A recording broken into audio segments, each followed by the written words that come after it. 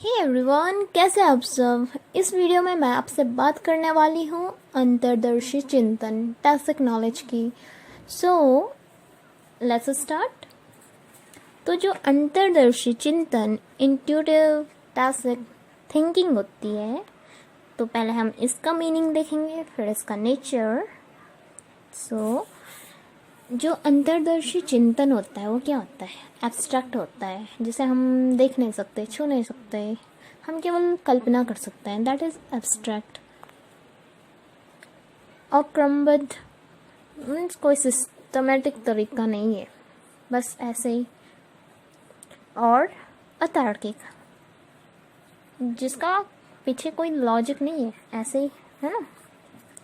तो अंतर्दर्शी चिंतन है अमूर्त, अक्रमबद्ध और अतार्किक चिंतन। इस चिंतन के, इस थिंकिंग के माध्यम से जो इंडिविजुअल है वो बिना किसी प्रूफ के, लॉजिक के, सिस्टमेटिक इंफॉर्मेशन के बिना ही नॉलेज गेन कर लेता है। तो अकॉर्डिंग टू ब्रूनर, अंतर्दर्शी चिंतन से तात्पर्य वैसे व्यवहार से है जिसमें अपने विश्लेषणात्मक उपायों पर, यहाँ पर नोट करिए, अपने विश्लेषणात्मक उपायों पर बिना किसी तरह की निर्भरता दिखाए ही किसी परिस्थिति, समस्या की समझ, संरचना, अर्थ और उसके महत्व को समझ जाते हैं। और एक और डेफिनेशन दी है according to Merriam Webster dictionary, अंतर्दर्शी चिंतन को तत्कालीन सूझ, आकस्मिक संज्ञान, अंतर्दर्शन से प्राप्त ज्ञान कहा है। दैट मीन्स आप किसी प्रॉब्लम में फंसे हो मानवत, और आपने उसका एक सॉल्यूशन, जिसे हमारे ऐसे लैंग्वेज में जुगाड़ बोल देते हैं ना, कि इंडियंस काफ़ी जुगाड़ू होते हैं, किसी भी प्रॉब्लम का सॉल्यूशन उनके पास होता है। तो इस टाइप से मान सकते हैं इसको कि इंस्टेंट किसी प्रॉब्लम का सॉल्यूशन। सो इसका नेचर है, ये एब्स्ट्रैक्ट नेचर का होता है। ये किसी जो प्रॉब्लम का इमीडिएट सॉल्यूशन होता है। यहाँ पर हम किसी जो पूर्व निर्धारित, प्री डिटरमाइंड जो भी स्टेप्स होते हैं उनका यूज़ नहीं करते हैं, हम डायरेक्ट जो प्रॉब्लम है उसका सॉल्यूशन ढूंढ लेते हैं। इसके अलावा ये अनसर्टेन सॉल्यूशन है, ये राइट भी हो सकता है, रॉन्ग भी हो सकता है। तो इसे जब हम टेस्ट करेंगे तभी हमें पता चलेगा कि हमारा जो सॉल्यूशन था वो राइट था या रॉन्ग था। इसके अलावा हम इसमें अननोन सोर्स ऑफ नॉलेज का यूज़ करते हैं, जो हमें पता नहीं है लेकिन हम उनका यूज़ कर लेते हैं इनडायरेक्टली, और ये भी रॉन्ग राइट कुछ भी हो सकता है। इसके अलावा हम यहाँ पर लॉजिक का यूज़ नहीं करते हैं, है ना। कभी कभी ऐसी प्रॉब्लम या सिचुएशन क्रिएट हो जाती है जहाँ पर हम लॉजिक लगा ही नहीं सकते, हम दिमाग लगा ही नहीं सकते, जस्ट हमें उस प्रॉब्लम का सॉर्ट आउट करना होता है। तो वहाँ पर भी उस टाइप का जो नॉलेज है उसे हम टैसिक नॉलेज कह सकते हैं। ओके, सो अब हम इस पे देखेंगे कि कौन से फैक्टर जो है इंट्यूटिव नॉलेज को अफेक्ट करते हैं। सो फर्स्ट है इंडिविजुअल डिफरेंसेस। क्योंकि आपको पता है हर इंसान अलग है, तो उसका सोचने का तरीका, समझने का तरीका वो भी अलग होता है। तो आपने देखा होगा कभी कभी कोई इंसान प्रेडिक्ट कर लेता है कि हाँ ऐसा होगा, अगर वो सही निकला तो हम बोलते हैं हाँ यार ये इंसान भविष्यवाणी कर सकता है। तो इस टाइप से बोलते हैं, आपने देखा होगा अपने आसपास। और कोई बच्चा है, अरे यार मैं तो हमेशा ये सोचता हूँ लेकिन कभी ऐसा नहीं होता है। आपने अपनी लाइफ में फील किया होगा या कहीं देखा होगा तो कि हाँ जो मैं बोलता हूँ वही होता है। तो इस टाइप से जो है ये इंडिविजुअल वेरी करता है।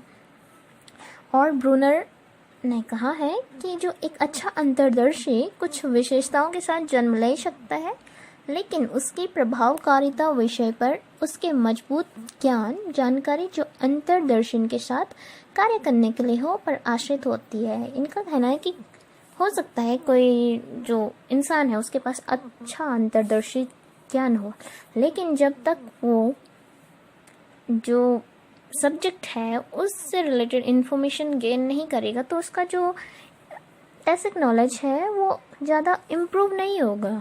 मीन्स वो वहीं पे स्टॉप हो जाएगा अगर उसने और नॉलेज को गेन करने की कोशिश नहीं करी है।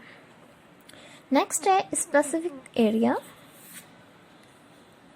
जिस टाइप से जो टैसिक नॉलेज है वो पर्सन टू पर्सन वेरी करता है, उसी टाइप से एरिया टू एरिया भी वेरी कर सकता है कि कुछ एरिया ऐसे हैं जिसे इंसान को पता हो कि हाँ इस टाइप से कुछ एरिया, लेकिन जिसके बारे में व्यक्ति को ज्ञान नहीं होता है वहाँ पर उसका जो नॉलेज है वो इफ़ेक्ट होता है।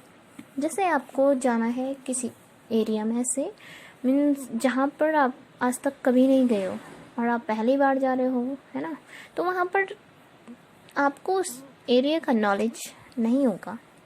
या सब्जेक्ट ले लो, आपने आज तक आर्ट्स पढ़े हैं और आपको अचानक ही किसी चाइनीज़ या कोरियन इस टाइप की लैंग्वेज में भेज दिया जाए, तो आपको नहीं पता ना कि कैसे या क्या कुछ भी करना है। तो इस टाइप से ये एरिया टू एरिया वेरी कर सकता है। नेक्स्ट है जो अध्यापक होता है, टीचर होता है, उसका बिहेवियर क्लासरूम में।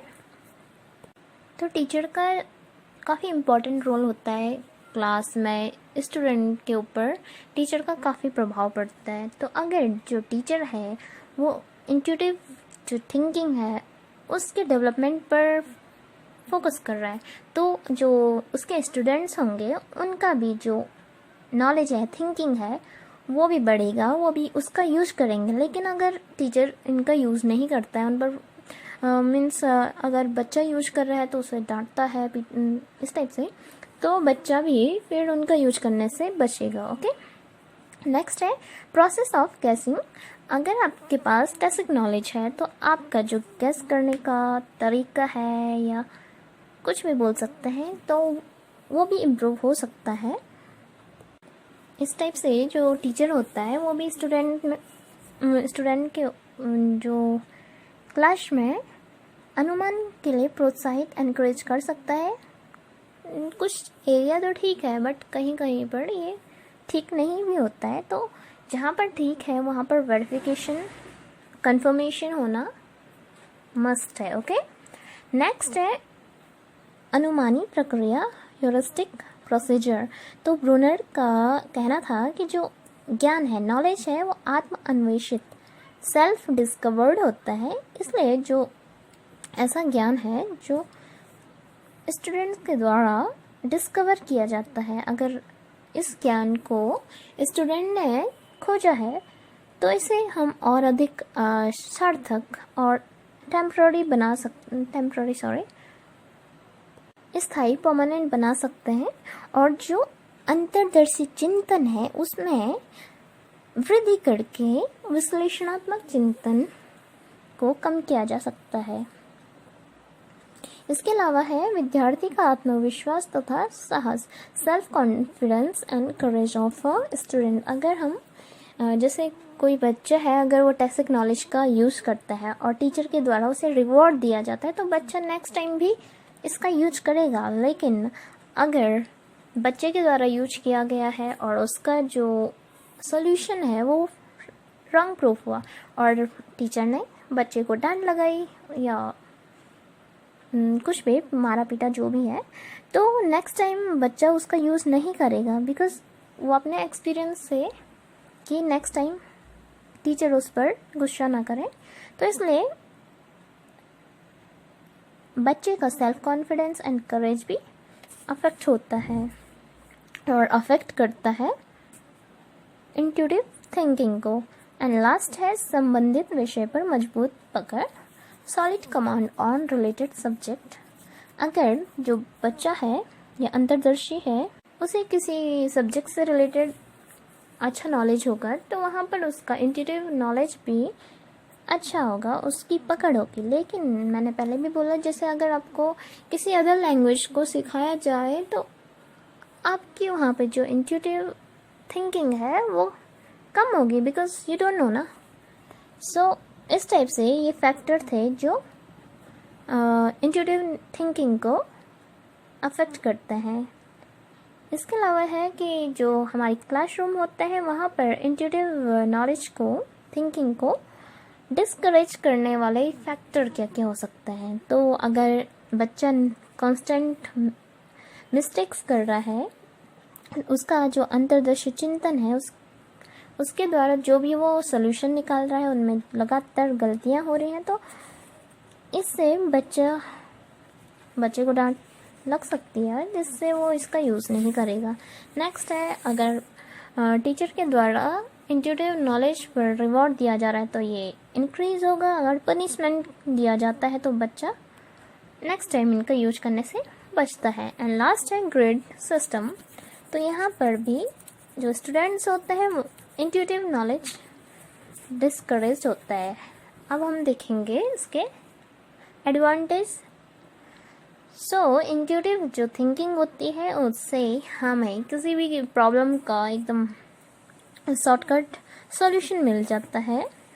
इसके अलावा जो कॉम्प्लिकेटेड प्रॉब्लम्स होती है हमारी लाइफ में, तो उसका भी हमें सॉल्यूशन मिल जाता है। हो सकता है वो रॉन्ग हो, बट कुछ टाइम के लिए that will work.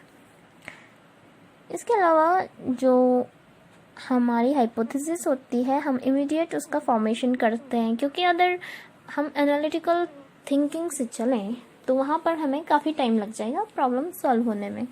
And last है provides a base to problem.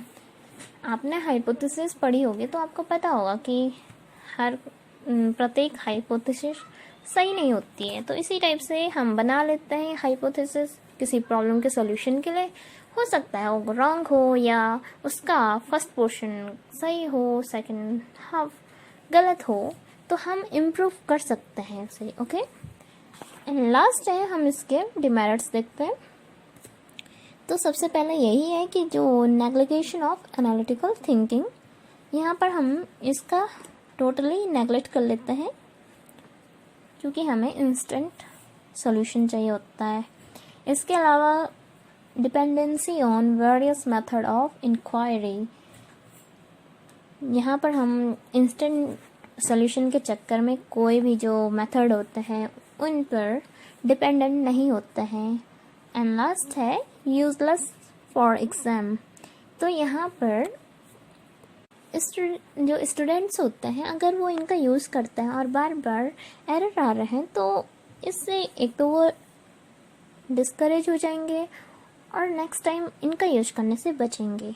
इसके अलावा जो उनका रिजल्ट होता है ग्रेड सिस्टम वाला, उसमें भी कोई इम्प्रूवमेंट नहीं होता है। तो इस टाइप से हम कह सकते हैं कि जो अंतर्दर्शी ज्ञान है वो ज्ञान का एक महत्वपूर्ण प्रकार है, जो विद्यार्थियों तथा अध्यापकों आदि में विषयों की समझ, ज्ञान में वृद्धि एवं नवीन ज्ञान निर्माण में सहायता प्रदान करता है। किंतु अंतर्दर्शी ज्ञान के प्रयोग के लिए व्यक्ति की अपने विषय में निपुणता तथा अंतर्दर्शी ज्ञान का सावधानी पूर्वक प्रयोग नितांत आवश्यक है।